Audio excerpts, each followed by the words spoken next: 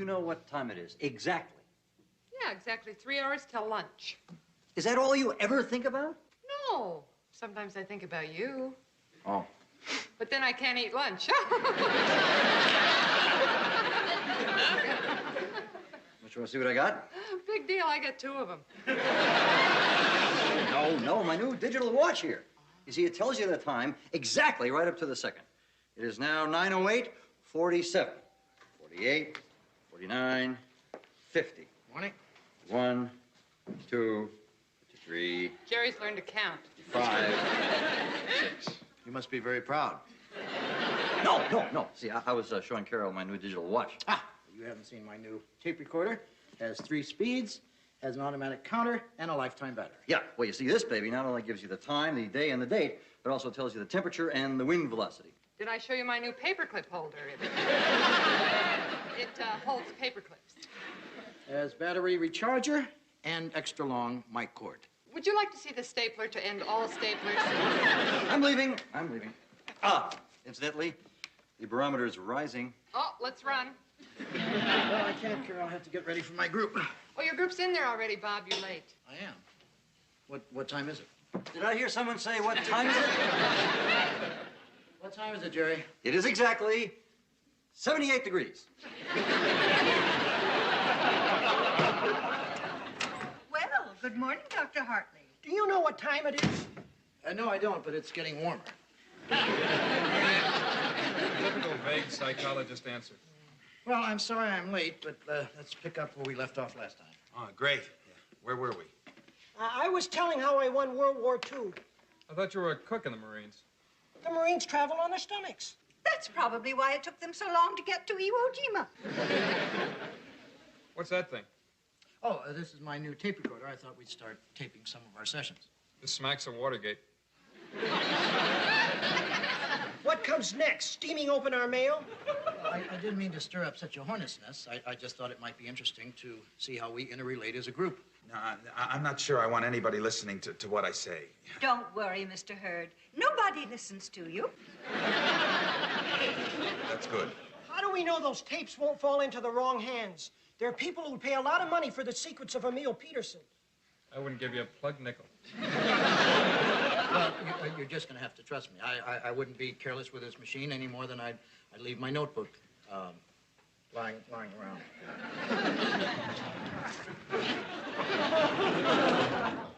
You know, that recorder could help me with my sales work. You know, I could take the presentation here, and then everybody could give me tips on how to improve myself, huh? I'll give you a tip. Quit your job and join a circus. What an exciting idea. He could be the daring young man on the flying trapeze. Or an elephant. All right, why don't we leave that up to Mr. Hurd? Let's start taping the session. Who wants to start off? I would. All right. There we go. Just a moment, and go. It was a hot spring day. The scent of victory was in the air, and the scent of Corporal Emil Peterson's famous leatherneck stew was on the breath of the 101st Marine Battalion as it stormed to victory and won the war. And that's the way it was. April 12th, 1943. Thank you. Next.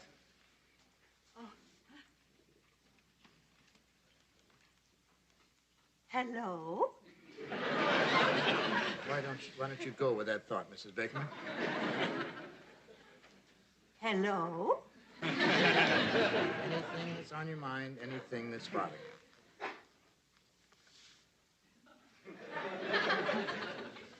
Mrs. Bakerman, I can't hear what you're saying. But this is a personal problem. It's no concern of yours. Could you say something that we could all listen to? All right. Hello?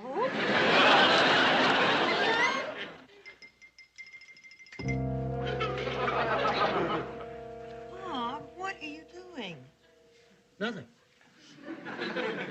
You trying to record me talking in my sleep? You don't talk in your sleep. You snore. I don't snore. Well, no. Your nostrils were flaring. You woke up just in the nick of time. Oh, I'm sorry to disappoint you. Well, there'll be other nights. Right, no other nights. You know, Bob, you're really going overboard with this thing. Last night you taped yourself gargling. I was just testing the fidelity of the mic. This is just like all the other gadgets you buy. In a week, it's going to wind up in the back of the closet. Not this baby. This baby is a very expensive professional tool of my trade. How expensive, Bob? Well, it doesn't matter. It's deductible. How deductible, Bob? It's pretty deductible. How much, Bob? Do you have to keep calling me Bob? All right. How much, Lyle? $420. $420 for a toy? This is not a toy. Testing 1, 2, 3, 4. Testing 1, 2, 3, 4. Pilot to bombardier. Pilot to bombardier. Over and out. Are you going to sleep? No, I'm just going to lie here and let my nostrils flare. If you start snoring, we'll be right here. Will you get that thing out of here? All right, I'm going to put it to bed. Don't call it a thing. It's my friend.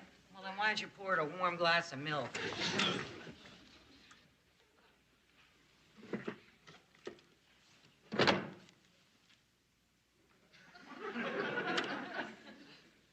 Maybe the left one, a little.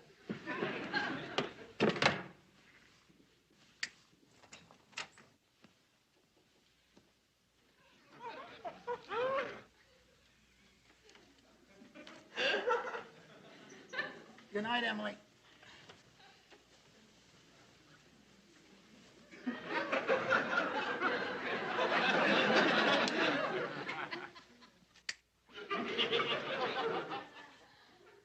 I was just dictating a letter.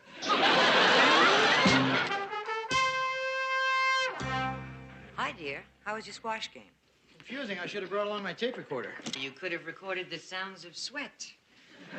No, I couldn't remember what the instructor said. I know he said to put your two knees together and swing them to the left, swing them to the right, put your left foot out, or do you bring it back? Who's your squash teacher, Arthur Murray? Pow! Pow! Pow! Pow! Honey, could you squash somewhere else? Julia Child is going to do something with a chicken that's never been done on television before. The family hour? Bob, I want to write this down. No, you won't have to write it down. If I can find my tape recorder, you can record it. I think it was in the den. It's not in the den, honey. I just cleaned there. Then where is it? Oh, honey, hurry, hurry. She's got her cleaver poised. I feel like I'm playing Beat the Chicken.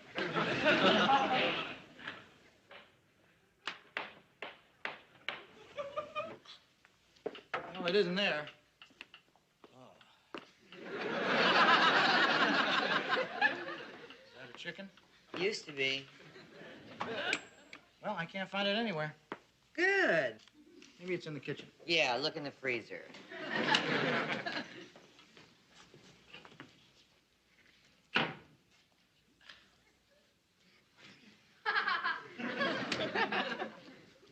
Okay, where'd you hide my tape recorder, Emily?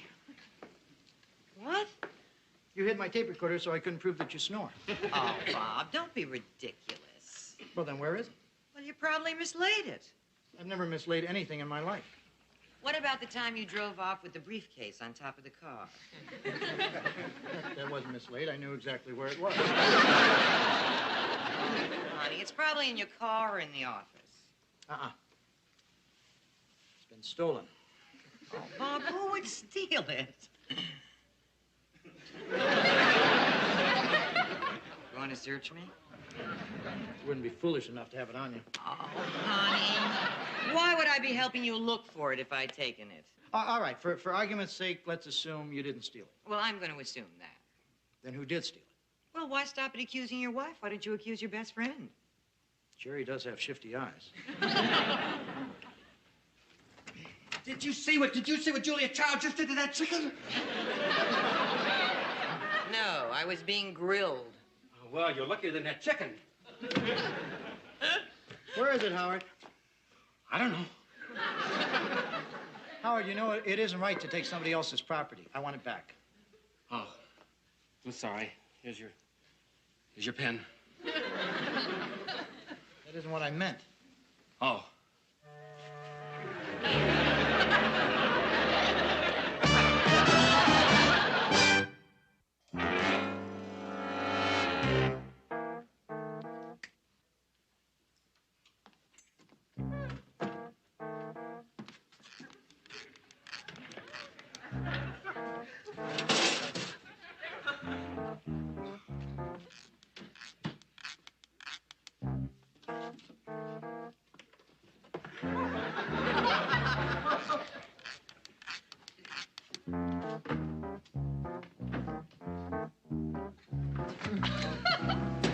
Bob? Hi, Carol. What are you doing? Praying to the medicine cabinet? No, my tooth was bothering me. Oh, yeah, well, I heard the pain goes away if you kneel on a countertop. Actually, Carol, I'm missing my tape recorder. I think Jerry might have taken it. You think Jerry's a thief? You know, he might have accidentally picked it up and, you know, put it in one of his drawers accidentally. You mean by accident? Yeah. Or maybe he copped it. Oh, well, that's just crazy. You might just as well suspect me. You know, I'm just sort of checking everybody out to avoid any suspicions in my mind, you know. I mean, you know, I know there's nothing in this drawer, so I don't even have to open it. Nothing. I guess that clues Jerry. Well, I never really suspected him. My tape recorder! Really? You know, I've known Jerry for 8 years, and now he seems like a stranger. Carol, what do we really know about Jerry? Well, he's an orphan, and he's a dentist, and he's been a good friend. Not much to go on, is it? One thing I do know, Jerry's stealing is a cry for help. You've got to stand by him, Carol. Well, why don't you let him keep the tape recorder? No, this is my tape recorder. Bob, I don't believe Jerry would do something like this. Carol, you're so naive. I wonder if maybe there aren't some other things missing around the office. You know, come to think of it, I can't find my stapler or my letter opener. Oh, I borrowed those. Oh, hi. What's going on? Just admiring your new tape recorder. Yeah. It looks just like Bob's. Yeah. Only mine cost $90 less. I got on sale. Here's the bill. Read it and weep. It's a good deal. Yeah. So, what are you two doing in here anyway? I just stopped by to deliver your mail. Yeah, and I was helping her. Tell me the two of you carried this up a wall by yourselves. I carried the heavy end. I must have pulled something. I have that check. Good. Howard's not at home. There's no answer. Now give me the extra key for his apartment. Bob, now he told you he did not take that tape recorder. A quick search will confirm that. You could be arrested for breaking and entering. Howard is not going to arrest me. I'm his best friend. Excuse me, do you have an extra key to my apartment? I locked myself out. Here it is, Howard. Thank you. Yeah, let me help you, Howard. It's okay, I can let myself in. Well, I just haven't seen your apartment for a long time. You know, maybe you redecorated, maybe you added something about that big with lifetime batteries and a long mic cord. You still think I took that tape recorder, don't you? I never stole anything my whole life. Well, I did steal something once, but, well, I didn't get caught, so it doesn't count. Besides, I was an Eagle Scout. Congratulations, Howard. Oh, thank you, Emily. Howard, don't you think you're protesting a little too much? If I wanted a Mirasika tape recorder, I could have picked one up cheap in Japan. You see, Bob, I don't believe I ever mentioned the brand name. Well, I saw it on the tape recorder when you showed it to me. Nice try, Howard, but the label was in Japanese. I don't believe you read Japanese. Well, I recognize the case. Are you sure it was in a case? I don't remember. Aha! You believe me, don't you, Emily? I mean, I was a hall monitor in school, and I was an altar boy in church, and I take a shower every day. If that doesn't prove that I don't steal, I mean, I don't know what does. Howard, it's our magazine. I know it.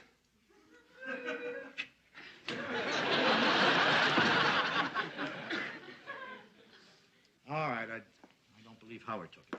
Good. At last you've come to your senses. Well, it narrows it down to one of the members of my group.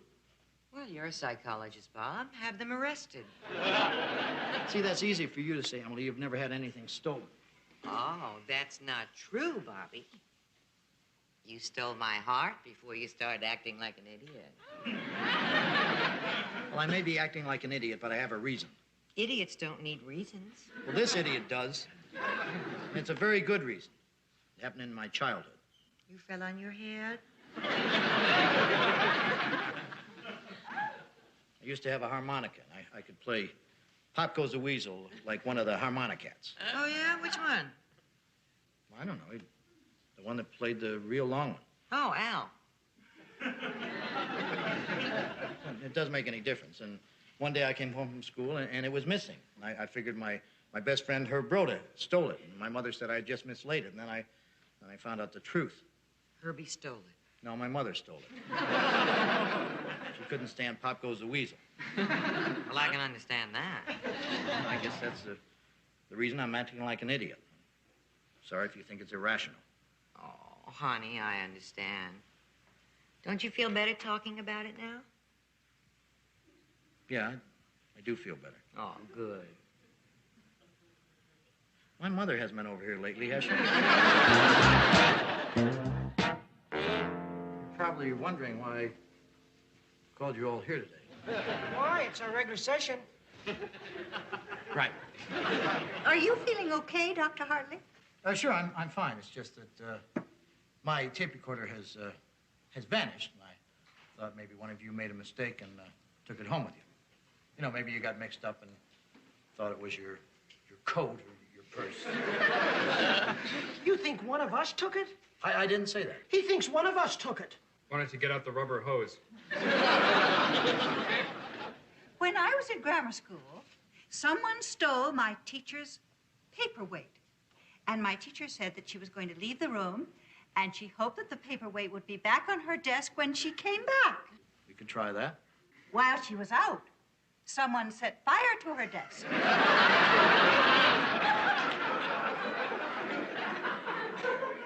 Well, I'm sure if anyone in the group had taken it, they'd speak up. After all, our group is based on trust and honesty. I took it.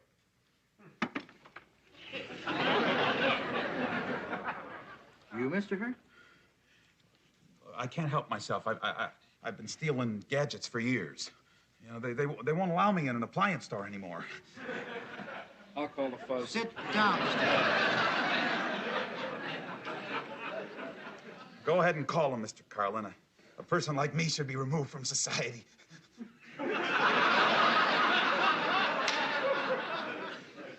Mr. Hurd, just bring the tape recorder back. Okay. What does it look like? I mean, my whole basement's full of tape recorders. You didn't take it, did you, Mr. Hurd? No.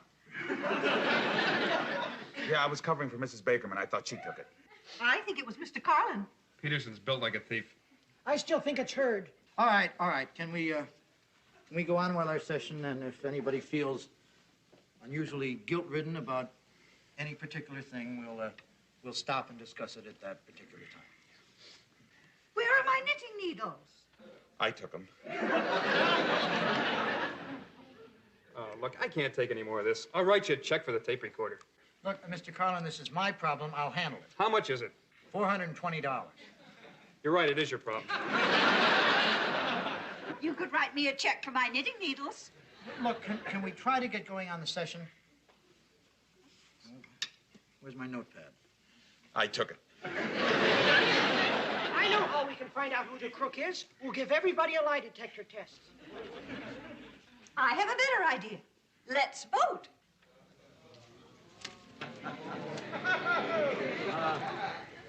Just forget it. Forget it. It's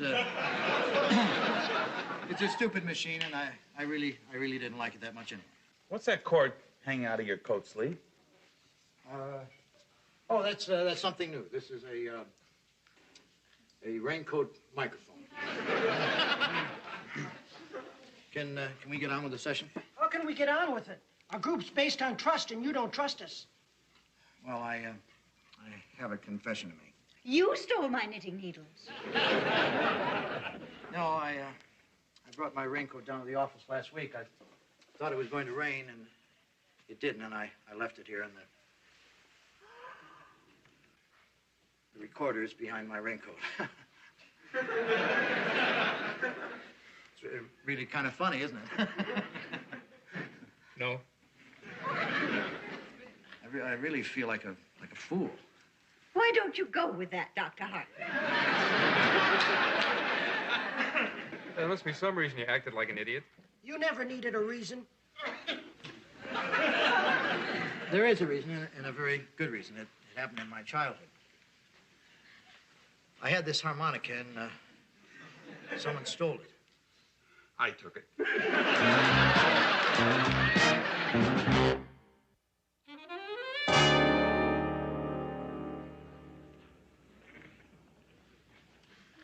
Here it comes.